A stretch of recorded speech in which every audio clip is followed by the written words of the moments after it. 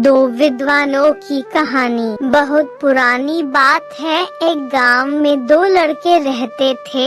एक का नाम ज्ञानवान और दूसरे का नाम बुद्धिमान था, लेकिन दोनों पढ़ने लिखने में बहुत कमजोर थे। दोनों के माता पिता उनको लेकर बहुत परेशान थे। उन्होंने ज्ञानवान और बुद्धिमान को अच्छी शिक्षा देने के लिए बनारस भेज दिया। ज्ञानवान और बुद्धिमान ने बनारस में कुछ वर्ष रहकर अध्ययन किया। अब दोनों ही अच्छी शिक्षा ग्रहण कर विद्वान हो चुके थे। विद्वान होने के साथ ही उनमें इस बात का घमंड भी आ गया था कि वे बहुत विद्वान हैं। हर जगह दोनों ही अपने को अधिक श्रेष्ठ और दूसरे को नीचा दिखलाने का प्रयत्न करते थे। दोनों को कई बार उनके शिक्षकों ने इस बारे में समझाया, किंतु दोनों अपने को ही श्रेष्ठ समझते थे। शिक्षा खत्म होने के बाद दोनों को बनारस से अपने गांव वापस लौटना था। रास्ता बहुत लंबा था। चलते चलते उन्हें रात हो गई और उन्होंने एक गांव में अपना डेरा डाला। गांव के जमींदार को पता चला कि उनके गांव में बनारस के विद्वान आए हुए हैं। जमींदार साहब ने दोनों विद्वानों को रात्रि विश्राम और भोजन के लिए अपने घर आमंत्रित किया।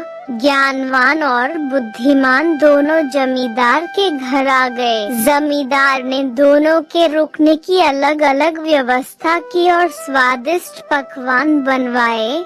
जमींदार पहले ज्ञानवान के पास गया और हालचाल जाना। जमींदार पहले तो ज्ञानवान से बहुत प्रभावित हुआ, किंतु अपने घमंड और बुद्धिमान को नीचा दिखाने के लिए ज्ञानवान जमींदार से बोला, बुद्धिमान तो नाम का बुद्धिमान है, इतने दिन बनारस में रहकर भी वह कुछ नहीं सीखा और अभी भी गधा ही है। ज्ञानवान की बातें जमींदार को अच्छी नहीं लगी। ज्ञानवान से मिलने के बाद वह बुद्धिमान से मिलने गया। बुद्धिमान में भी ज्ञानवान की तरह ही बातें की और कहा, ज्ञानवान को कोई ज्ञान नहीं है और वह तो बैल है जिसे कुछ नहीं आता। जमींदार दोनों से बहुत निराश हुआ और कुछ देर पश्चात उसने ज्ञानवान और बुद्धिमान को भोजन के लिए बुलाया। दोनों भोजन के लिए आए और जब दोनों को थालियां परोसी गईं तो थाली में घास और भूसा था। थालियां देखकर दोनों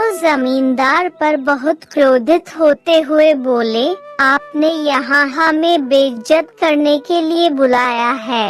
क्या हम कोई जानवर है जो आप हमें भूसा और घास खिला रहे हैं? जमींदार हाथ जोड़कर बोला, मान्यवर, आप विद्वान हैं और मेरे मेहमान हैं। मेरा उद्देश्य आपके बेइज्जती करना नहीं है।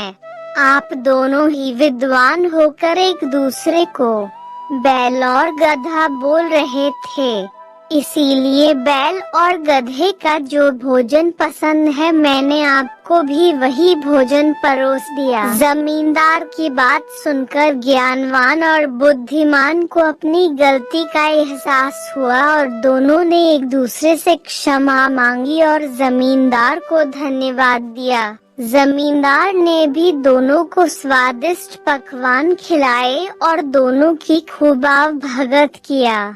शिक्षा, कोई कितना ही बड़ा विद्वान क्यों न हो, अगर दूसरे को नीचा दिखलाने का प्रयत्न करता है तो उसे भी नीचा देखना पड़ता है। धन्यवाद।